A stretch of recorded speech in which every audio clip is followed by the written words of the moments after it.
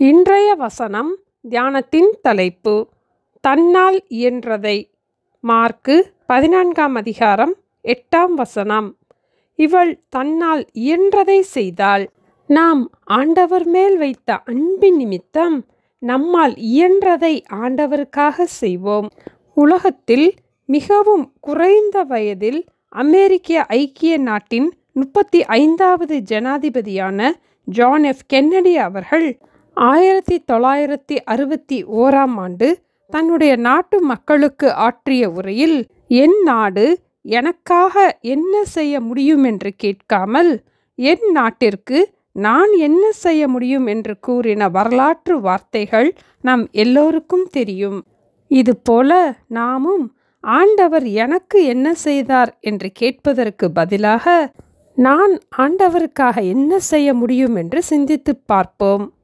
நம்முடைய அன்பின் ஆண்டவராகிய இயேசு நம்முடைய பாடுகளை ஏற்றுக்கொண்டு நம்முடைய துக்கங்களை சுமந்தார். நமக்கு சமாதானத்தை உண்டு பண்ணும் படிக்கும், நம்முடைய பாவங்களிலிருந்து நம்மை விடுதலையாக்கும் படிக்கும் சிலுவையிலே தன்னுடைய சொந்த இரத்தத்தை நமக்காக சிந்தி நம்மேல் அவர் வைத்திருக்கிற அளவற்ற அன்பை வெளிப்படுத்தினார்.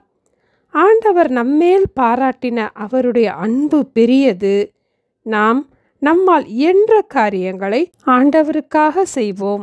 தென் அமெரிக்காவில் உள்ள கெச்சுவான் மக்கள் என்னால் என்ன செய்ய முடியும், எப்போது செய்ய முடியும் என்பதை இந்த உவமை கதையின் மூலமாக கூறி மற்றவர்களை உற்சாகப்படுத்துவது வழக்கம். ஒரு நாள் தென் அமெரிக்கா காட்டில் காட்டுத்தீ வேகமாக பரவினது. அங்கிருந்த எல்லா மிருகங்களும் செய்வதறியாமல் வேகமாக தீ எரிகிற இடத்தை விட்டு ஓடி வெளியே நின்று தீ எரிவதை பார்த்து கொண்டிருந்ததாம். அப்போது பறவைகளிலே மிகவும் சிறிய பறவையான ஹம்மிங் பேர்ட் வேகமாக அருகிலுள்ள நீர்நிலைக்கு சென்று அதனுடைய அலகை உபயோகித்து தண்ணீர் கொண்டு வந்து தொடர்ந்து பலமுறை அந்த தீயின் மேல் ஊற்றி சென்றதாம். அப்போது அருகிலிருந்து கவனித்து கொண்டிருந்த மற்ற மிருகங்கள், நீ என்ன செய்கிறாய் என்று அந்த பறவையிடம் கேட்டபோது அது, என்னால் முடிந்ததை நான் செய்கிறேன் என்றதாம். சூழ்நிலையை பார்த்து பயந்து போய் அப்படியே இருந்து விடாமல் தன்னால் இயன்றதை செய்ததாம். நாமும் மற்றவர்களுக்காக செய்கிற ஒரு சிறிய ஜெபம் அவர்களை பரலோக பிரஜையாக மாற்றக்கூடியது.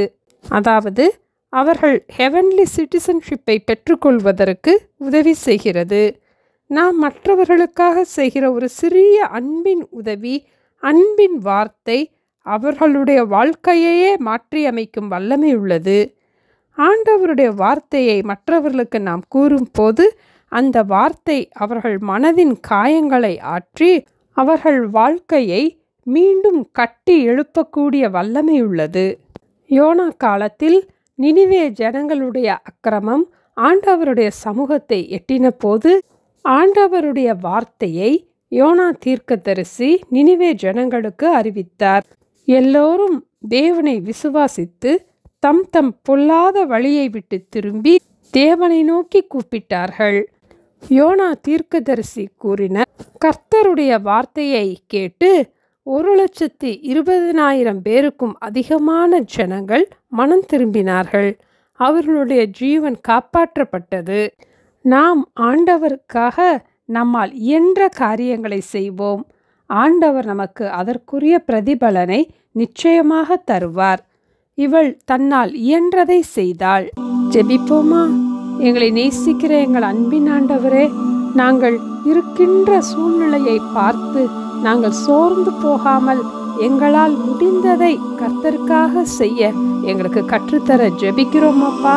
ஒவ்வொரு நாளும் நாங்கள் வேத வசனங்களை கற்றுக்கொள்ள எங்கள் பிள்ளைகளுக்கும் மற்றவர்களுக்கும் கற்றுக் கொடுக்கவும், மற்றவர்களுக்காக ஜெபிக்கவும், மற்றவர்களுடைய வாழ்க்கையை தூக்கி நிறுத்தக்கூடிய சமாதானத்தின் சுவிசேஷத்தை அவர்களுக்கு அறிவிக்கவும் எங்களுக்கு கிருபை தர ஜெபிக்கிறோம் அப்பா. நாங்கள் ஆண்டவருக்காக செய்கிற அன்பின் பிரயாசங்களை நீர் மறக்கிறதற்கு அநீதி உள்ள தேவன் அல்லப்பா. தேவனிடத்திலிருந்து நாங்கள் பிரதிபலனை பெற்றுக்கொள்ள எங்களால் இயன்றதை ஒவ்வொரு நாளும் செய்வதற்கு எங்களை உற்சாகப்படுத்தி எங்களை ஆசீர்வதிக்க வேண்டுமாய் இயேசுவின் நாமத்தில் ஜெபிக்கிறோம் பிதாவே. ஆமென். Thank you. Have a blessed day.